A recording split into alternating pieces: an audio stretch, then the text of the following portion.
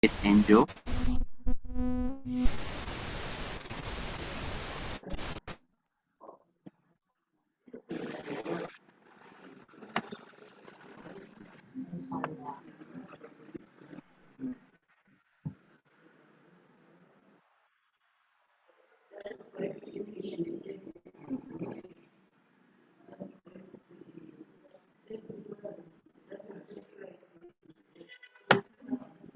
At first, unmute yourself and lead us in word of prayer.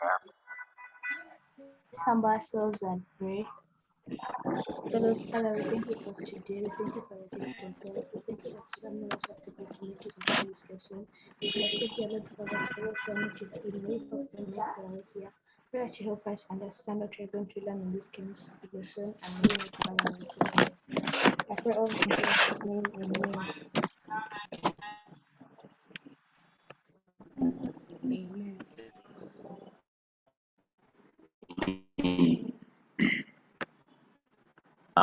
Good morning, everyone.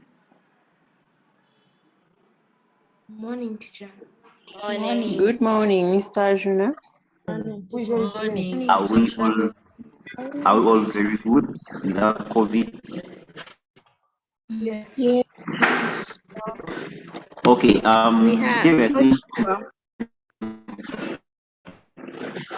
Today we're going to continue with ionic bonding.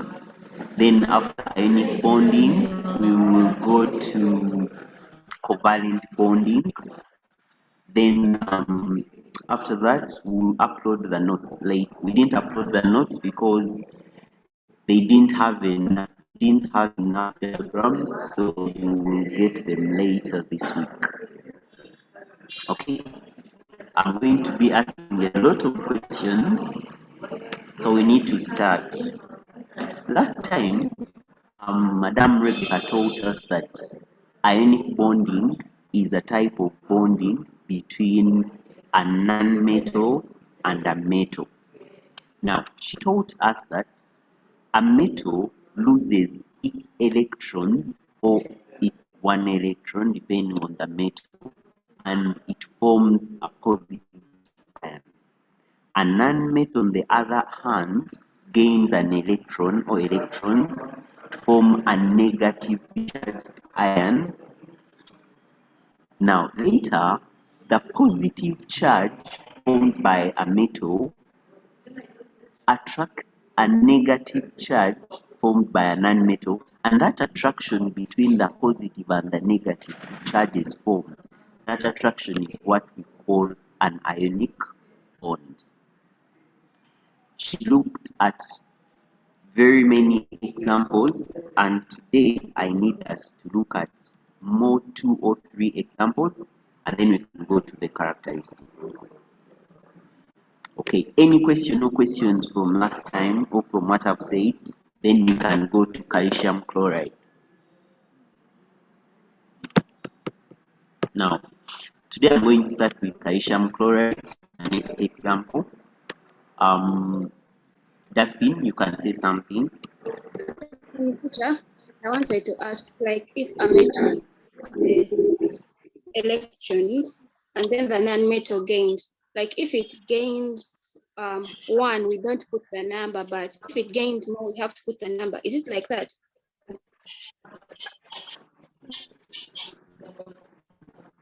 Okay, if it gains 1 electron, it becomes negatively charged with 1 negative. You just put a dash negative. If it gains 2 electrons, it becomes negatively charged but with 2 negative charges, so we put negative. Okay, so let's go to calcium chloride. Calcium has atomic number 20. Hope you're seeing my screen. This is 2 to 8 to 2. So, girls, what is the valency of calcium? 2. Unmute yourselves and speak. 2. Then calcium has 17, which is 2 to 8, 7. So what is the valence of calcium? 1. Chlorine the valence of chlorine is 1, and then they told us that we interchange the valences.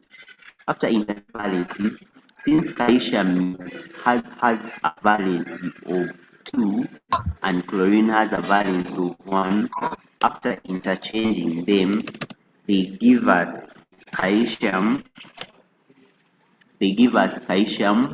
with 1, but we said in chemistry don't write 1, and chlorine with that 2. Now, when we are carrying out bonding, that means that we need 1 calcium atom drawing and 2 chlorine atoms from the valences.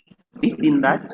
So in calcium chloride, we will need calcium 1 atom and we need 2 chlorine atoms. Now, we need to remember that when calcium has 2 electrons in the outermost shell, if an atom has 1 or 2 or 3 electrons in the outermost shell, we call it a metal. This is a metal. Now, if it has 5 or 6 or 7 electrons in the outermost shell, we call it a non-metal. So now, since we now have calcium and chlorine, we can easily tell that since it is between a metal and a non-metal, the type of bonding is ionic. Because many times in an exam, they don't tell you it is going to undergo ionic bonding. It is you to remember that it is either ionic or covalent or metallic. Since we've seen that we have a metal and a non-metal, we are going to have ionic. Let's go ahead. Now, next, we draw 1 hydrogen atom and we draw Excuse me, teacher. 2 chlorine atoms. Yes. Teacher, notes in a Google Classroom. They are going to be uploaded. Okay. Okay, so I'm using the outermost energy levels only. So we see that calcium has 2 electrons in the outermost shell, but from the formula we need 2 chlorine atoms. Each chlorine atom has 7 electrons in the outermost shell. The chlorine atom needs 1 electron. Then calcium has 2 electrons that it must lose, because we said for every atom to bond or to take part in bonding, it's always trying to become stable. And to become stable, that means the outermost shell must be fully filled. So calcium donates 1 electron to 1 chlorine atom. Calcium donates another electron to another chlorine atom. Since calcium has lost 2 electrons, it becomes positively charged, but with a charge of 2. Because after losing 2 electrons, that means we have extra 2 protons, which means we have extra 2 positives. Now, each chlorine atom is gaining 1 electron. This is 1 electron that has been gained, and put here by green. Then another electron here has been gained by chlorine. You have indicated by green. Since each atom has gained 1 electron to form a chloride ion, we put a charge of -1. But as Daphne asked, we don't need to write 1, we just put a negative. And you realize that we have 2 negatives and 2 positives. The 2 negatives will attract the 2 positives to give us an ionic bond. That's why I say that calcium chloride undergoes ionic bonding. Any question or question about calcium chloride?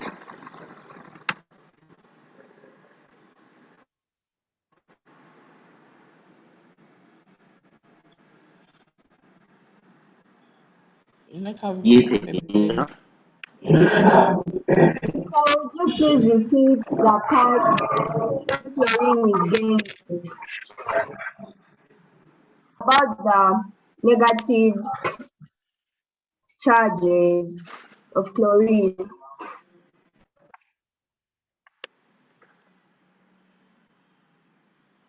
Yes, when we form a negatively charged ion, we don't say chlorine, we say chloride.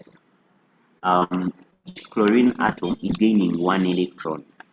And if you remember, initially we had 17 protons and electrons. Then later, with an extra electron that has been added, it brings in an extra negative charge that we've indicated here.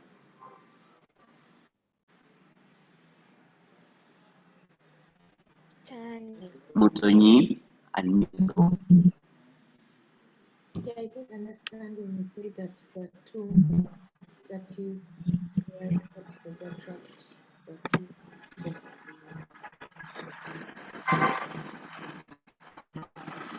I'm not hearing you well.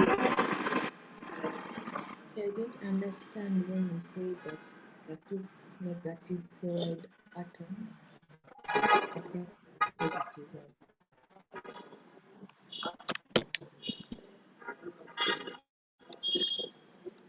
Okay, I'm really sorry. I can't hear your question.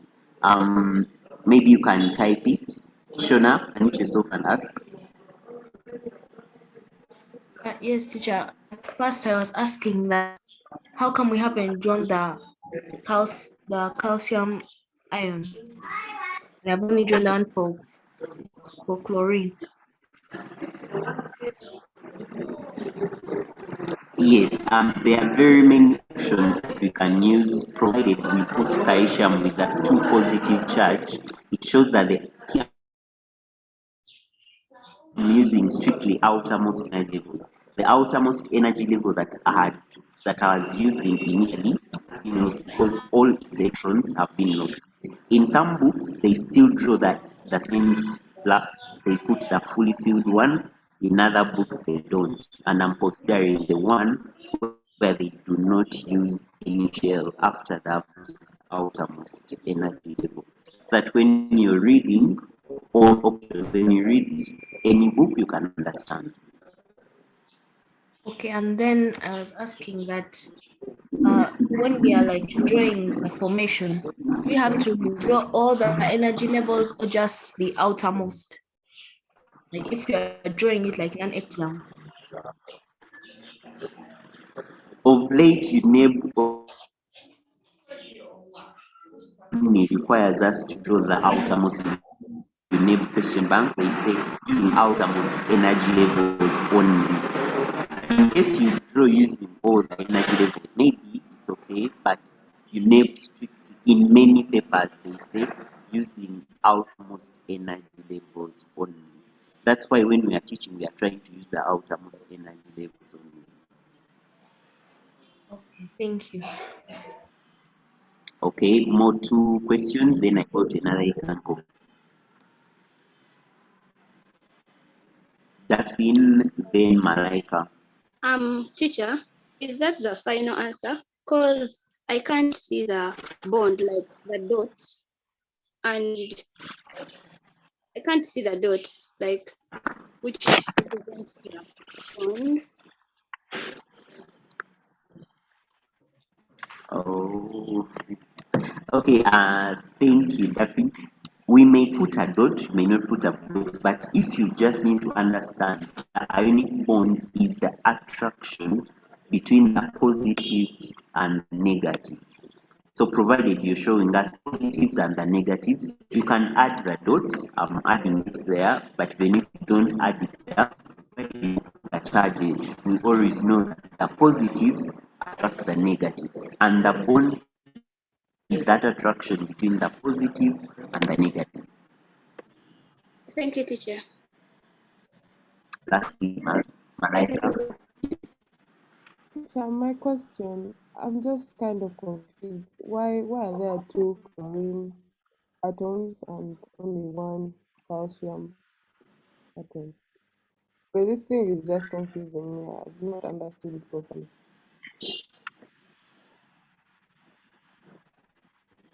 Don't say you've never. Today you try and understand it.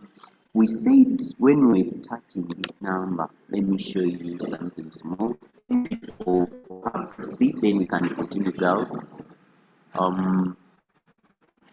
We said calcium has 2 electrons in the outermost shell, so the valency is 2. We say chlorine has 7 electrons in the outermost shell, meaning that it has a valency of 1. Then later we say that means the valence of chlorine is 1 is 2, and the valency of chlorine is 1. You can see that calcium needs to lose 2 electrons to be stable, then chlorine needs 1 electron to become stable. Calcium has 2 electrons. So one chlorine atom, it will be 1 electron, and the other electron from calcium will not get where to go.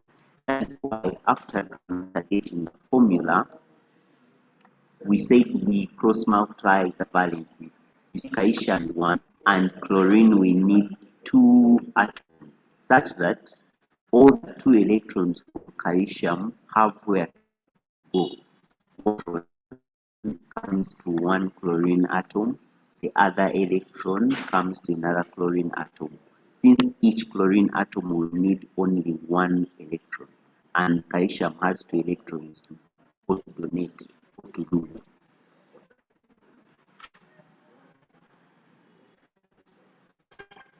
Does that make it a little better? Yes, teacher, thank you. Last question for now, then I go to another example. Maybe the last example. Paula,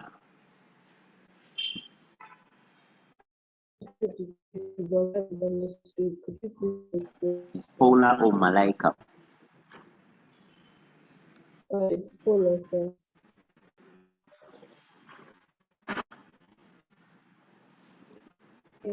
I'm not hearing your question though. I was saying, sorry to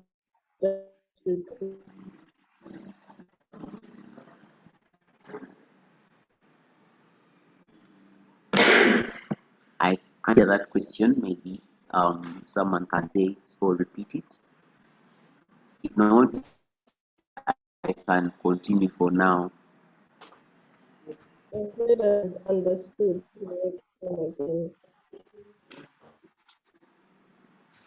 You have not understood. Okay, let me try to give very keen on example 2, then we see if we can move together. More questions will come after example 2. Now, next example, let's look at sodium oxide. Again, when you they will just give you sodium oxide. You will not know whether it is dealing with ionic bonding or covalent bonding. So what we will do, we will first remember that sodium has atomic number 11, that is 2 to 8 to 1, meaning it is a metal and the valence is 1. Then oxygen,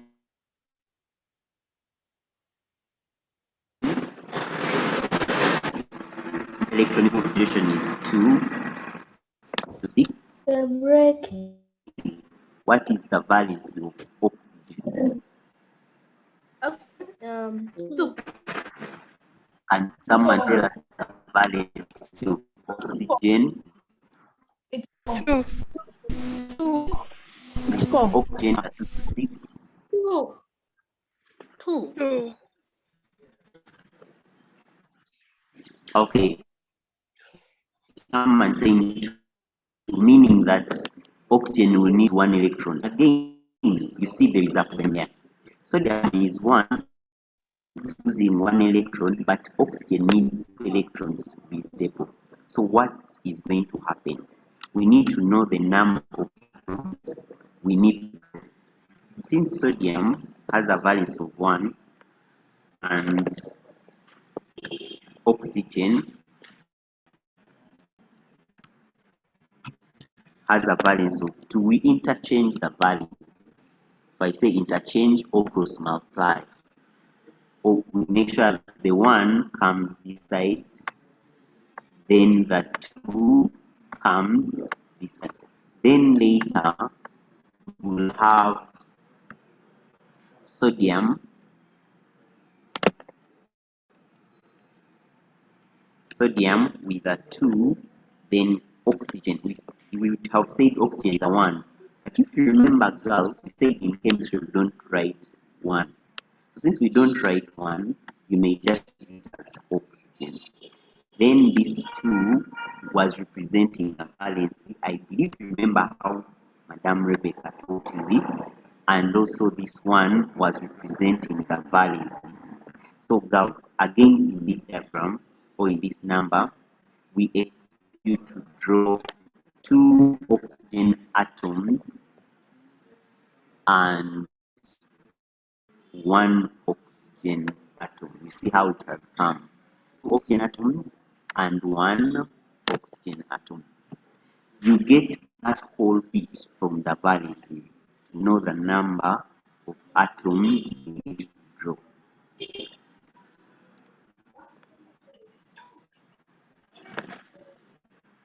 Okay, now let's remember sodium has a valency of 1. So in the outermost shell, it has only 1 electron. Another sodium atom, because now we know we are meant to draw 2 sodium atoms. The other sodium atom has one electron in the outermost shell.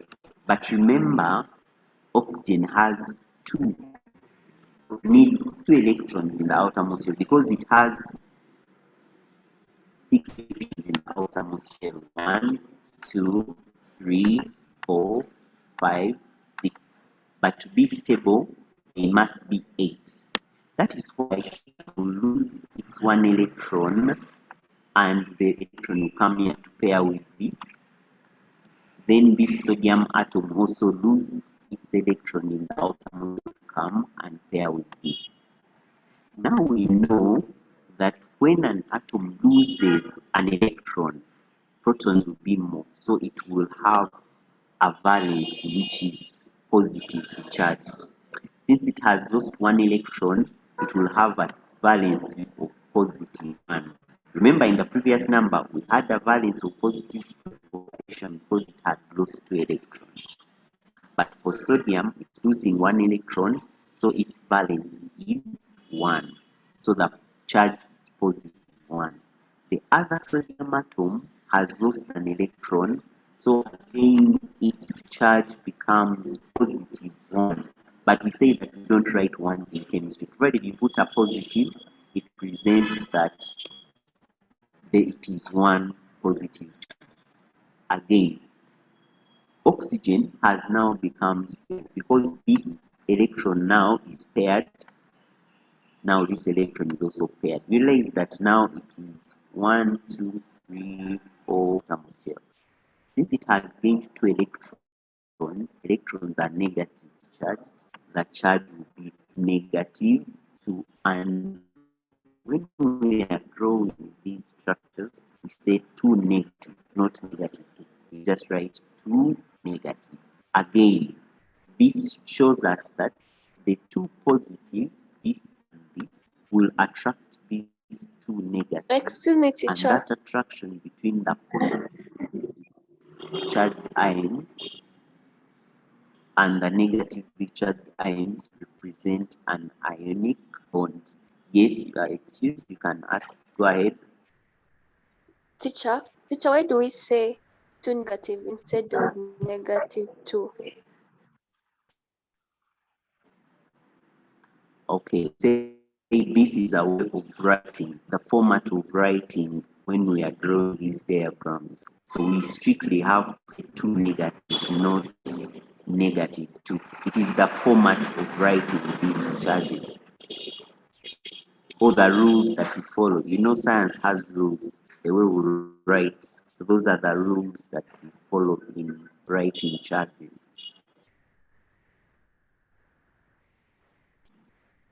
Okay, questions? A few questions here and there. In case you have a question. I see Laura. Laura, you can unmute yourself and ask. Teacher, when we are drawing the structure of like the bond formed on the sodium ions, don't we indicate like the electrons in the in the now outermost energy level, since it has like lost the it's just one electron from each side. So I thought that you would put since it's now stable, the 8 electrons now in the uttermost energy level when you're representing like in the ionic, because I remember that's what Mrs. Campbell did. I was just asking. Yes, thank you. And that is very good. Yes, I just say that I needed you to understand when you see very many books. Some books they use that shell that is remaining, other books they don't. They just put the sodium and put a charge, but they are all correct. What you do here, you can still add the 8 that are remaining now to use the other shell that remains. 2, 3, then you can even leave it and don't put it there. That is also perfect, like in the previous example that we've put down. So thank you. So those are the 2 ways of drawing these structures. Kindly feel free to use any when in an exam. Next question.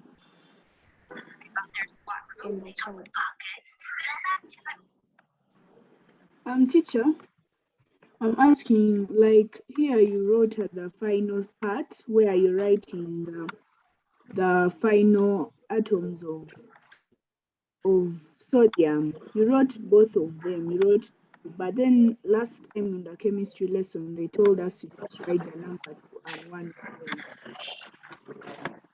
So do we do this or what they told us?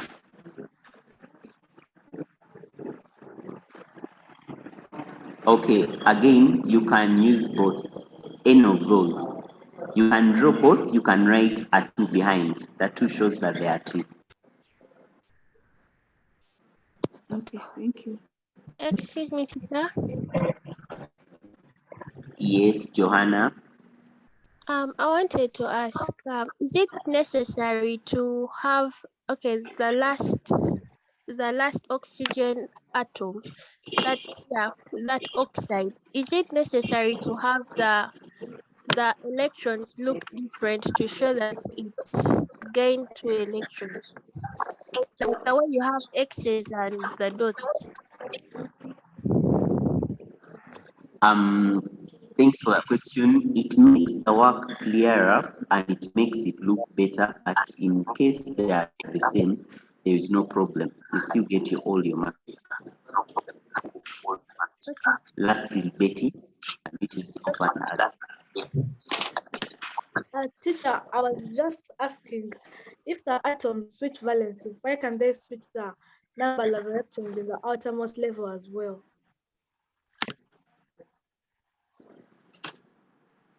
Repeat your question. If the atoms switch valences, why can they switch the number of electrons in the outermost level as well? No, the valences help atoms to. Okay, it helps the scientists to know what electrons are needed in each atom. That's why you realize that when they say 2 sodium atoms, it means that oxygen needs 2 electrons from the 2 sodium atoms. So it just helps the scientists to understand the number of present. So the shells do not need to. We draw it just to help you, as when you're drawing these diagrams, when you're answering this question, it helps you to understand the number of atoms that you're meant to draw. Only that. Later everything changes. Like you don't need it after drawing the number of after drawing the atoms. You need to follow the science only. So it's just meant to guide you on determining or in determining the number of atoms to draw. Okay, girls, let's go to properties of ionic compounds. Now, do we know some properties of ionic compounds before we can discuss what we have? In case you've heard of something, you know something, you can unmute yourself, you can put up your hand and tell properties of ionic compound. Yes. Now there's a student. Yes, Silverine. There's a student who wants you to explain why do we have to interchange the valencies. I know if you can throw more light on why we.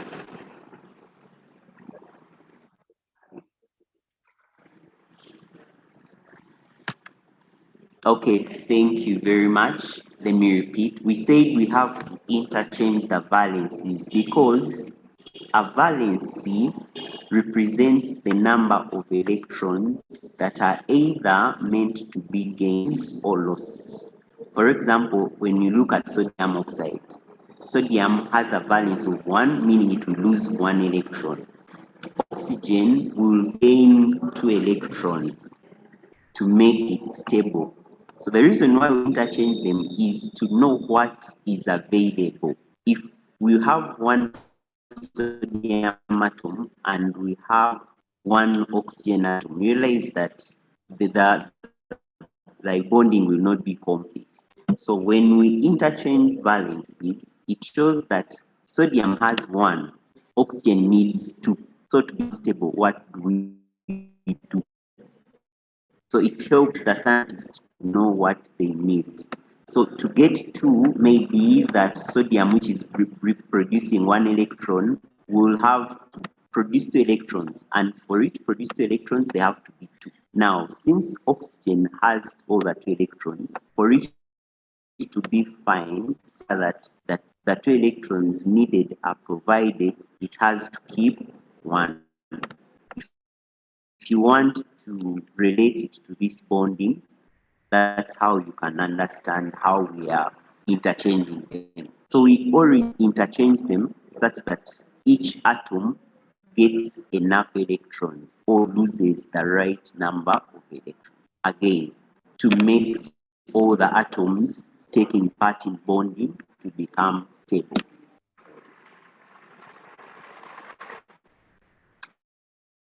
Madam Marie, any other question? Or we can go ahead. Go ahead.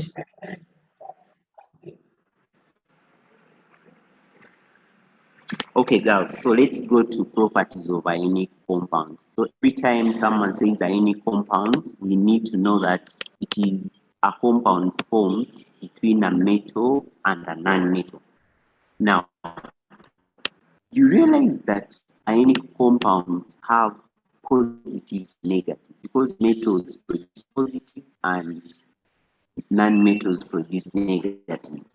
And when we continue studying, we realize that positive and negative charge attractions, those attractions are one of the strongest attractions that we have in chemistry. In real life, the attraction between a positive and a negative, it's one of the strongest attractions that we have. So it means that these compounds formed because of that positive and negative ions, those positive and negative ions attracting each other. They are too strong. So the ions are held together strongly, so strong. That is why all of them exist as solids, and not just mere solids, but very hard solids. I need us to take an example of salt, the salt that we use at home, table salt.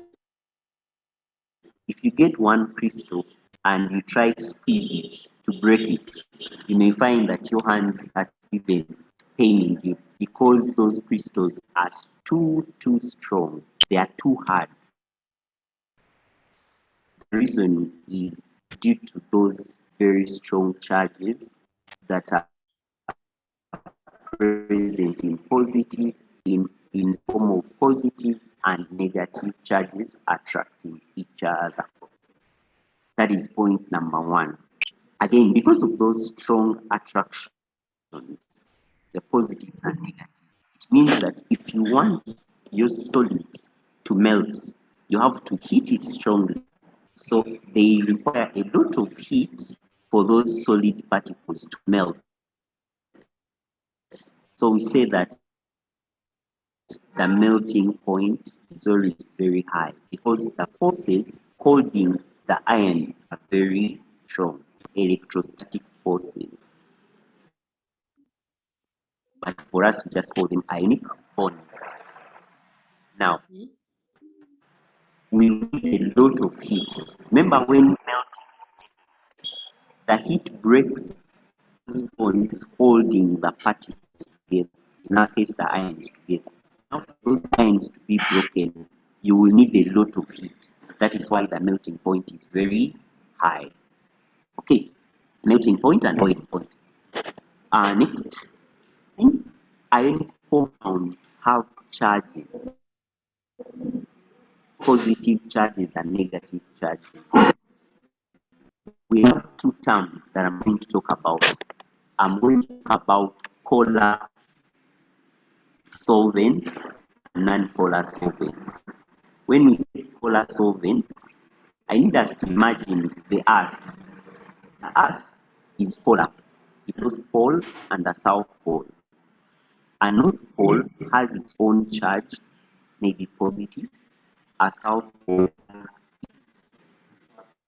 its other charge, negative. So anytime we have a liquid or a substance with two opposite charges, positive charge maybe represents one north pole, the negative charge maybe represents a south pole.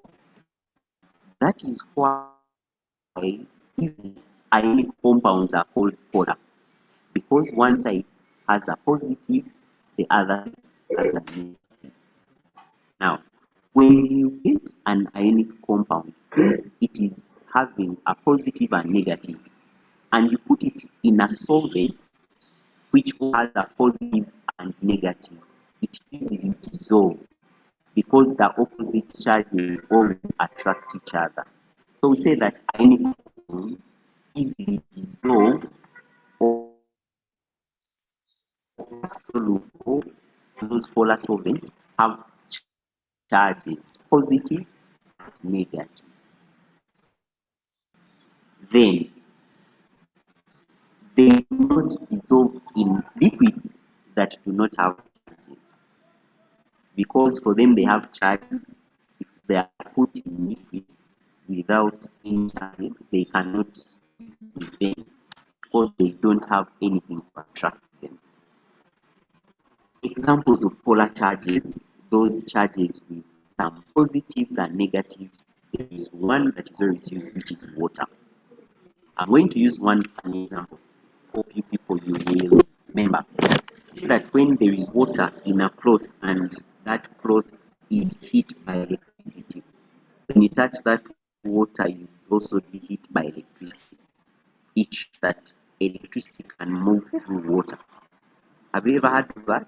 That when you Yes, teacher. when there is a wire from Yes, teacher, yes. there is a wire from maybe a switch, you don't need to put water around because they know that water has positives and negatives. Since it has positives and negatives, yes. Now, since you know that, that is the only example that we're going to use. Actually, it is so common. So water is a polar solvent because it has positives which are attracting as the north pole and negatives which are attracting as the south pole. And then later they will easily dissolve ionic compounds since they also have positives. And solvents that do not have charges, now we won't talk about them a lot, but we'll just give you example. We have paraffin, like the paraffin that we use, the one that they use, they call kerosene at, at when you go to petrol stations, benzene, meter, benzene, you're going to have these, you're going to study these under organic chemistry. So for paraffin, you can remember it. When you're answering this question and you put an example, it makes you a very nice area student. So you can always pick an example, always remember. Okay, lastly, Ionic compounds conduct electricity, but they are, so I need us to solve the issues. When these ionic compounds are in a state, you remember from senior one they told us that for solids the particles cannot move from one point to the other.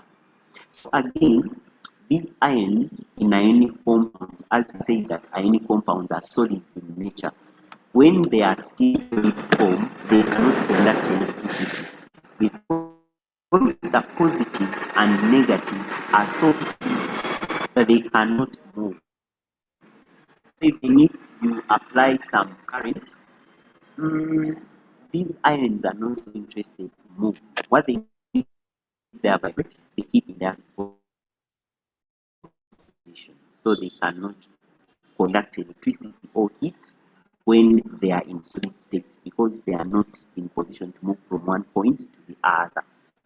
But when you heat these metals, now I need us to understand these two things.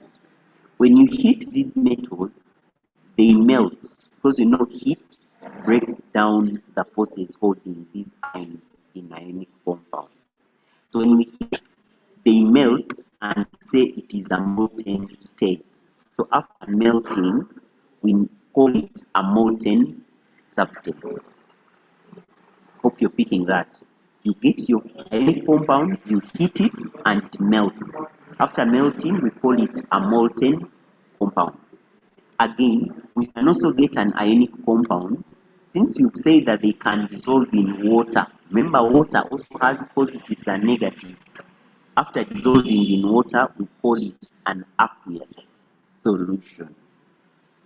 So when we melt them or when we dissolve them in water, in that position they can conduct electricity because the ions are no longer so fixed, are now in position to move from one point to the other because they are no longer so fixed together.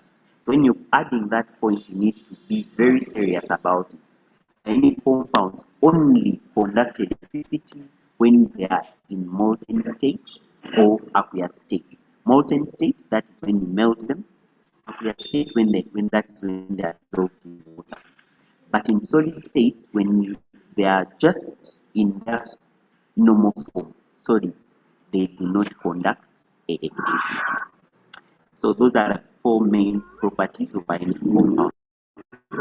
We're going to have 2 or 3 questions, then we start on covalent bonding. Shona, unmute yourself and ask. Yes, teacher, I just wanted to correct you that that part where you say the ionic compounds conduct electricity when in aqueous, or you say there it's often, but I think it's supposed to be molten.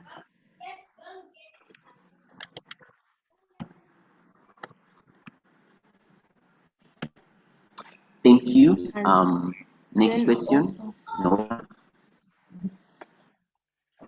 I wanted to ask if you know how water is H2O and hydrogen and oxygen are both non-metals. So then how can we say that water has positive and negative charges, yet hydrogen and oxygen are both non-metals?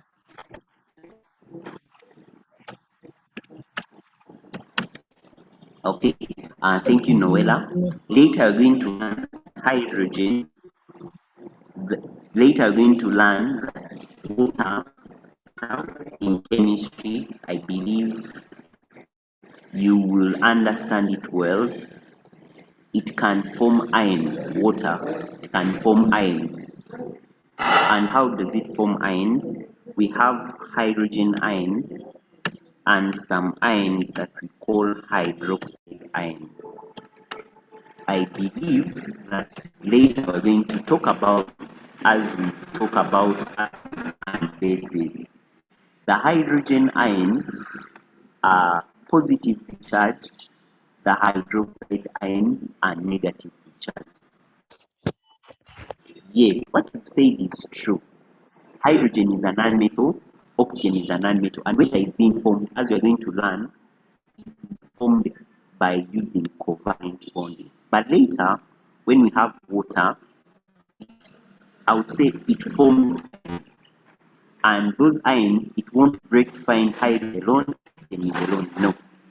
One hydrogen ion will form a positive charge, which is called a hydrogen ion. Then the other hydrogen ion will combine with oxygen and they form what we call a hydroxide ion. Hydrogen ions are positively charged, hydroxide ions are negatively charged. So that is why we say that water is polar. Hope I've answered your question. Yes. Faith, unmute yourself. So I was asking if you can say that ionic compounds conduct electricity by use of ions, since one is a negative ion, another is a positive ion.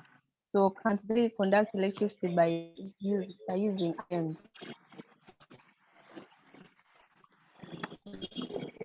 Yes, Faith, thank you. They conduct electricity by use of those ions. That is because it is those ions that will allow electricity to move from one point to the other. Because those ions now must be in position to also move. Yes, they are there, but they cannot move, so they can conduct electricity. But when we talk about molten state, hope you remember what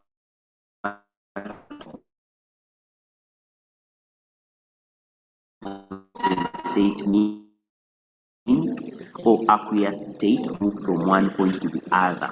Thus, they can conduct electricity. So yes, it is the ions that can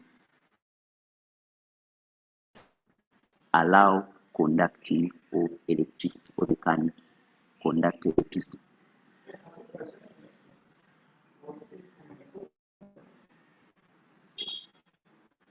Okay, girls, let's go to covalent bonding.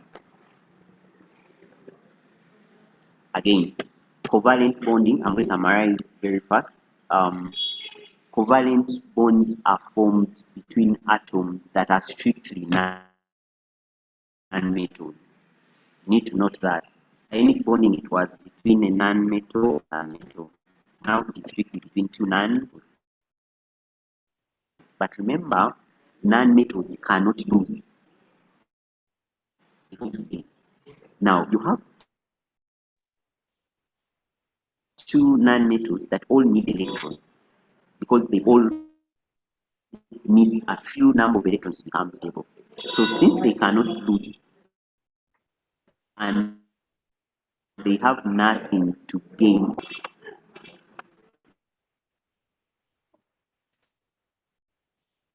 they just share what they have. Type of bonding that involves sharing of electrons, and it is between two non-metals.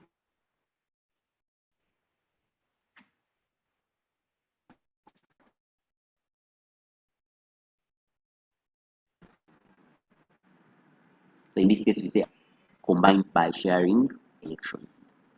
Covalent bonded atoms attain stable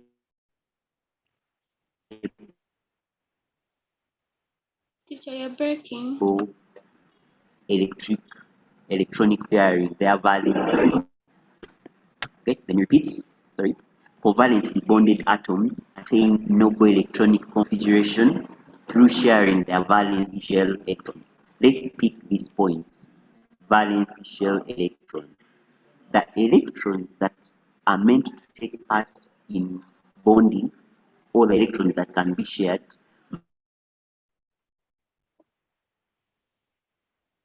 must be valence shell electrons. I'll put it in red.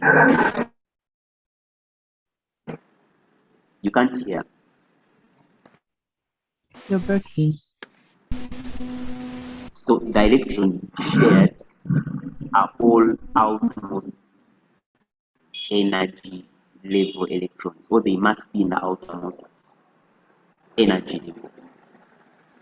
Let me look at 2 or 3 examples, then we can continue with the literature. Let's start with hydrogen. I'm going to look at molecules of the same atoms or the same element. If we say hydrogen molecule, that means we have two hydrogen atoms combining together. We have a hydrogen atom and another hydrogen atom. Now let's look at them. You realize that this hydrogen atom, since it has only one shell to be stable, it needs one electron. Now it will be so tricky. You need one electron and you lose the electron that you have, so it cannot lose one electron. Another hydrogen atom, which is here, has one electron. It also needs one electron to be stable, but it can't lose one. So what they do, they come together. When they come together, they assume that they are having or they possess both of them. So later, you see that the circle for the first hydrogen atom has both of these two electrons, has this electron and this electron. Again, even this circle here contain, you see, it is having both of these electrons. Then later, they both feel like they have the two electrons. So that means that the first hydrogen atom is stable, the second hydrogen atom is also stable because they have shared the little that they had. In this case, we form a covalent bond. And later, we are going to learn that one pair of electrons is represented hydrogen, one dash hydrogen. One dash represents one pair of electron that has been shared. Let's read through. A hydrogen atom has only one electron in its outermost energy level. It needs one electron to fill the energy level so that its electronic configuration becomes stable. You realize that this one now is 3. This one now is also 2. And remember, the first shell is always stable when it has 2 electrons in the outermost shell. So hydrogen molecule results when each of the 2 hydrogen atoms donates its valence electron to form a pair which is shared between the hydrogen atoms. Any question or questions about the formation of hydrogen?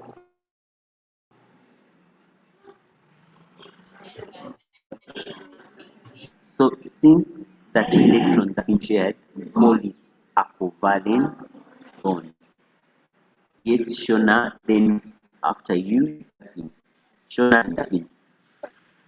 Yes, she was asking that these two hydrogen atoms, are they like different hydrogen atoms, or like they are the same but they both have like one atom?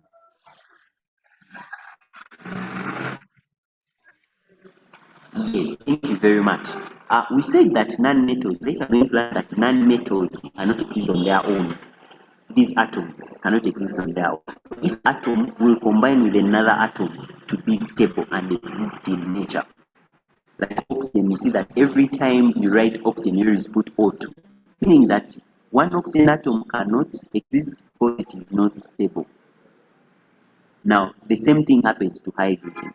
These are similar hydrogen atoms, but one hydrogen atom cannot exist on its own because it is not stable.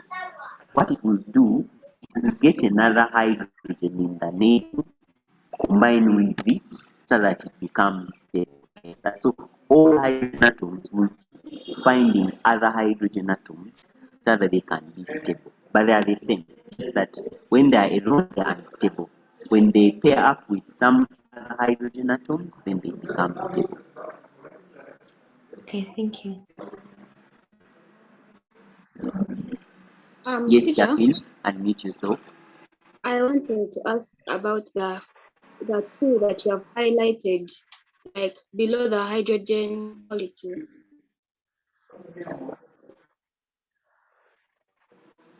Yes.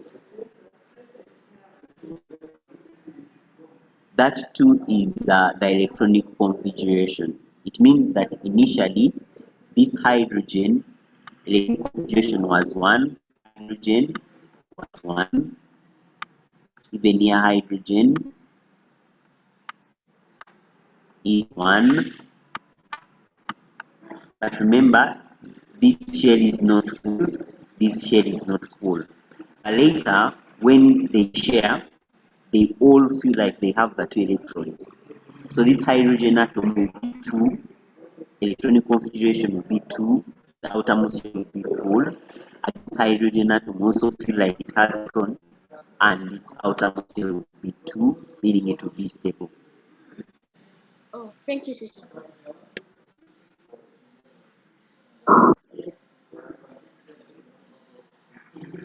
Okay, girls, let's go to example 2. I'm not seeing more questions. Oh, I'm seeing Priscilla. Priscilla, unmute yourself and ask.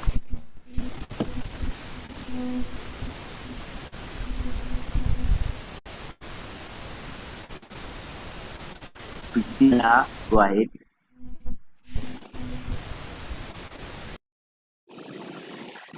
I think she's Let's do not very one clear. number, I think she's then not we very clear. can. Okay, Mr. Arjun, I think you can have maybe one more number. Then Okay, thank you. Now, number 2, let's. Yes, girls, our last example. See, we have one minute. Okay, chlorine molecule. Again, chlorine atoms on their own, they are not stable because they cannot use atomic number 17, which is 2 to 8. Sorry, 2 to 8 to 7. It means that each chlorine atom is missing 1 electron. So to be stable, it needs 1 electron. Now, you have, say, a gas jar of chlorine. It has only chlorine gas. Chlorine atoms, or the 1,000 chlorine atoms, they cannot be stable. So what they do, 2 chlorine atoms keep combining with each other. 2 chlorine atoms come, 2 chlorine atoms come together, 2 chlorine atoms come together. Pretty soon, they all need one electron. So what they do, they donate 1. Actually, they say, what you give is what you get. If you donate 1, you receive 1. So let me use this example. I put 2 illustrations. You will learn both of them. Now, this one donates only 1 because it is the one that is not paired. This is paired, so it is stable. This is paired, it is stable. These are paired, so they are stable. These are paired, they are stable. These are paired, they are stable. These are paired, they are stable. So they may not need to be used at any time. So these 2 that are not stable, this chlorine atom will donate this, will give this chlorine atom also give this. Since they have given these 2, you realize that both of them are sharing them now. Volume is You low. can use this diagram. This diagram is also correct. You can use this diagram. It is fine. You can also use this diagram. They are all the same. Again, this chlorine atom, we feel like it has these 2 electrons here. This chlorine atom also feel like it has these 2 electrons here. At the end of the day, them will be stable. Excuse me, teacher, And could we you say please that talk when a it bit louder? is 1 pair of electrons, some of them will put Cl-Cl, means that have been shared. The pair of electrons that have been shared. Later, the chlorine, which was 287, now becomes 288. So the outermost shell here is 8. Even here, the outermost shell is 8. Yet initially, we had safety is very stable.